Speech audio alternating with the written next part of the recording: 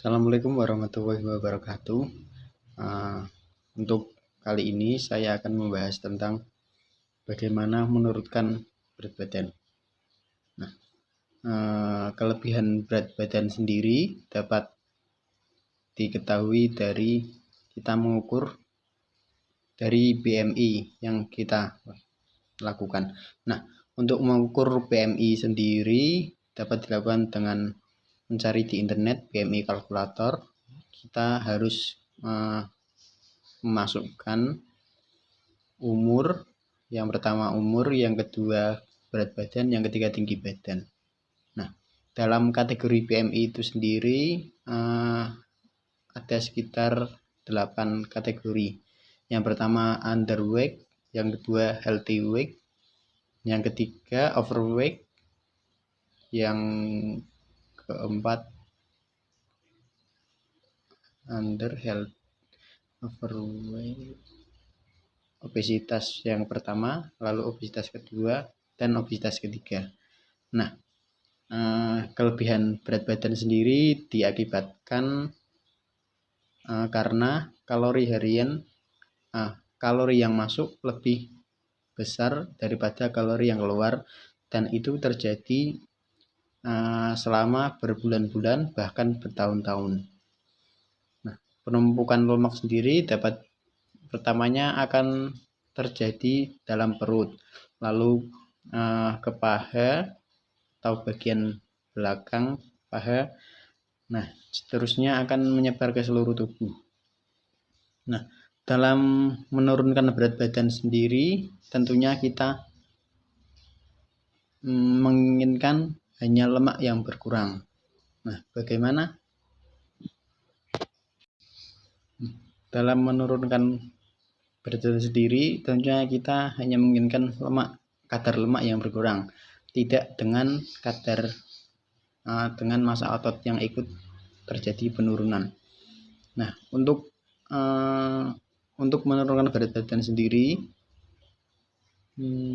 kita harus melakukan defisit kalori. Defisit kalori sendiri yaitu memasukkan makanan dalam jumlah kalori yang lebih sedikit dari kebutuhan badan kita. Nah, dalam menentukan kalori harian dapat dicek di internet juga banyak sekali. Itu kita juga memasukkan usia, umur, dan berat badan, serta aktivitas yang dilakukan selama 1 minggu.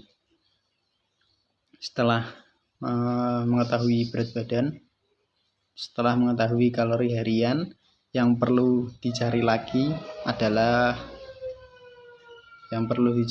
adalah tentang kalori, pengeluaran kalori. Jadi penggunaan kalori dalam sehari itu untuk apa saja. Nah, menurut teori yang sudah ada, sekitar 60% dari total kalori harian itu digunakan untuk metabolisme dan proses pencernaan makanan. Lalu sisanya sekitar 40% masih dibagi untuk aktivitas fisik non exercise dan juga latihan fisik. Nah, tentunya dalam melakukan penurunan berat badan yang harus dilakukan defisit kalori. Defisit kalori sendiri dapat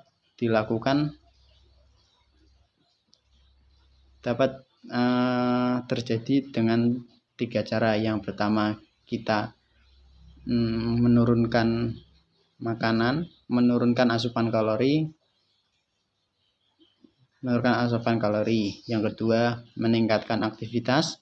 Yang ketiga adalah kombinasi dari keduanya, yaitu menurunkan asupan kalori dan menambah aktivitas. Nah, tentunya dalam menambah aktivitas,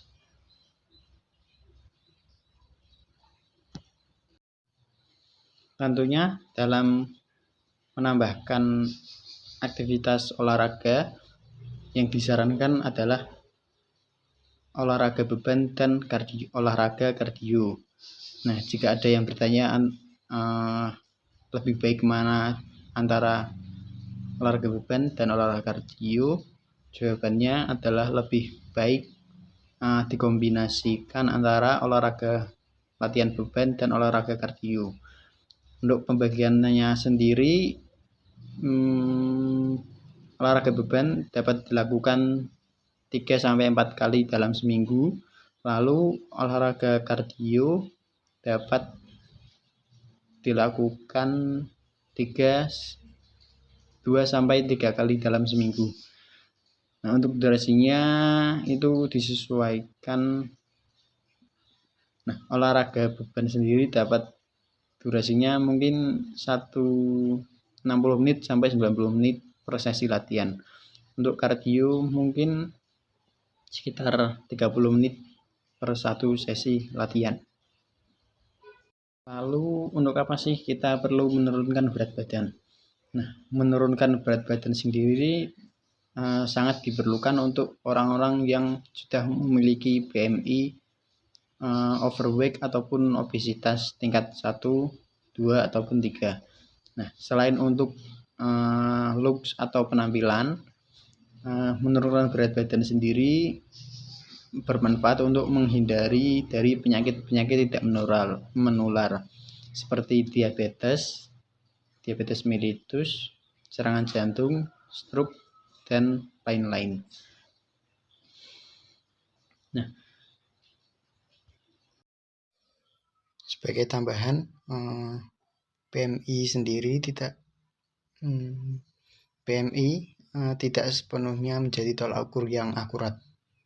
Nah, kenapa? Karena BMI hanya mengukur dari tinggi badan dan berat badan serta usia. Nah, sedangkan komposisi tubuh itu ada massa otot, massa lemak, massa air, massa tulang, dan massa non lemak. Nah, mungkin yang dapat meskipun BMI kita ideal, tapi mungkin saja komposisi lemaknya lebih banyak daripada komposisi ototnya. Nah, itu dapat disebut dengan skinny fat. Lalu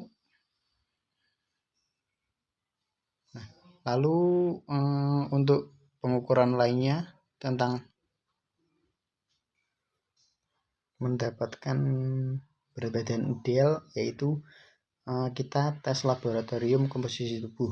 Nah, itu dicek dari komposisi lemak, kita bisa dilihat berapa persentase lemak, persentase massa otot, massa tulang, dan lain-lainnya. Nah, pilihan yang lainnya ada mengukur lingkar perut. Nah, penumpukan lemak sendiri yang pertamanya terjadi di perut. Itu disebabkan karena perut kita jarang bergerak. Mungkin hanya sedikit perut kita kontraksi dalam 1 hari. Ukuran perut sendiri yang disarankan untuk laki-laki atau dewasa. Laki-laki dewasa itu di bawah 80 cm. Nah, untuk perempuan itu sekitar 90 cm. Nah, selain itu untuk menentukan komposisi tubuh bisa juga dilihat dari looks saat kita bercermin. Nah, itu dapat dilihat apakah kita lebih banyak memiliki massa otot ataupun massa lemaknya. Memiliki massa otot yang banyak, kita dapat meningkatkan metabolisme dan dapat menghindari dari penyakit-penyakit tidak menular. Dan juga mungkin di usia tua ketika kita rajin berolahraga, kita dapat menghindari dari osteoporosis dan sarkopenia.